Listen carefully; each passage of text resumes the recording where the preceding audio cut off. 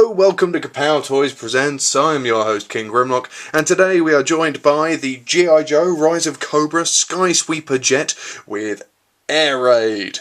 Now, anybody who watched the vlog will know that we are branching out into doing some Joe reviews as well as some other toys as well, just so you get a good idea of what is also available on the Kapow Toys site. Now, we're going to do a few of the Rise of Cobra and a few of the new Pursuit of Cobra figures, and as an older Joe fan, this is quite a comeback for me. Now, I really like these things. That's bad, because it costs me money. But what we get here for the vehicle is a repaint of, I think, a repaint of the Firebat. It's the same design anyway as the Firebat. And I mean, this comes with an amazing amount of gimmickry and weaponry and bits and things that it can do. I mean, stand up, air raid, you're drunk.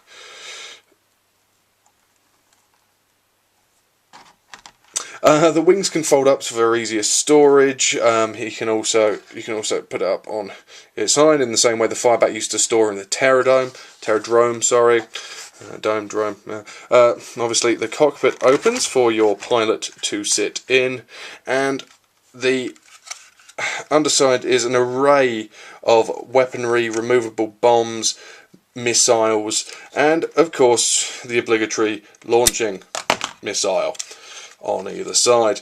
There you go, a fair distance. Now, I'm never a fan of launching missiles on toys anyway, really, and on Joe toys I feel they're kind of misplaced almost, because, I don't know, there was just the realism about Joe was always quite nice. For detailing, it's quite a smooth piece. All these panels are actually quite flat and bland, and they are only picked out in the one colour, but then you get onto the engines and they're beautifully riveted. There's so much detail on these panels and these areas, it's quite amazing. And a lot of the detail also goes into the runners and into the weaponry as well. There's quite a lot of sculpted detail in there. On the interior of the cockpit, we have obviously the seat and the console down there, and there are various stickers that come with the set that you can apply. And there is your sticker sheet that you can apply to the jet to obviously give it, well, partly its own identity if you're army building them, or to give them a completely different look. I would, to be honest, I prefer this in the Cobra red colours because it does look stunning.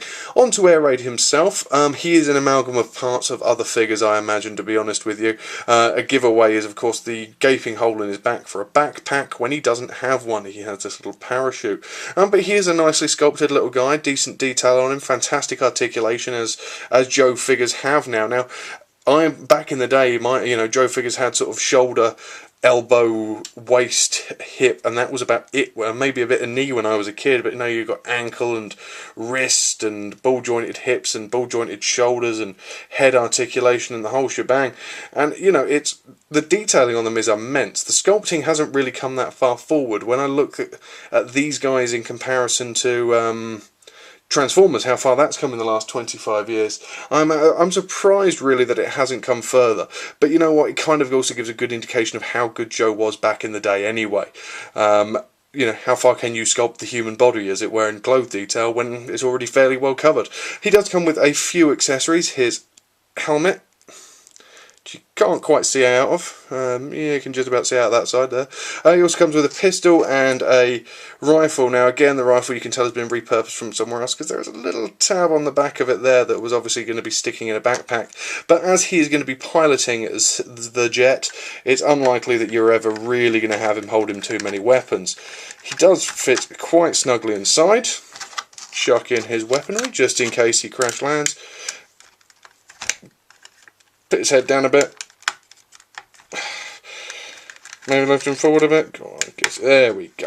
And snap him in. And then we have the Sky Sweeper Jet. It's a nice piece. I'm always was a much bigger fan of Cobra toy vehicles than I was of Joe's. I just found them a lot more interesting. But this was originally a Cobra vehicle, so it has a lot of the detail I do like. The paint scheme's a little on the bland side, but I can imagine a nice fleet of these sitting on people's shelves with the Gennaro pilot. I can't really see a problem with it. for the price that we are currently shipping them at as well, it's a bargain. It's well worth going and checking out the website, because the Rise of Cobra line is obviously coming to an end to make way for Pursuit of Cobra. And when you can get this sort of size toy for, you know, £8 effectively, with a figure, with accessories, with launching missiles, with a few gimmicks, it's, you know, it's got bargain written all over it. Anyway, I've been King Grimlock. This has been the Rise of Cobra Skystalker jet, my first G.I Joe toy for 20 years, my first G.I Joe review ever. You know what? I'm thoroughly impressed, worryingly so, in fact, for my wallet. So we will see you next time, guys.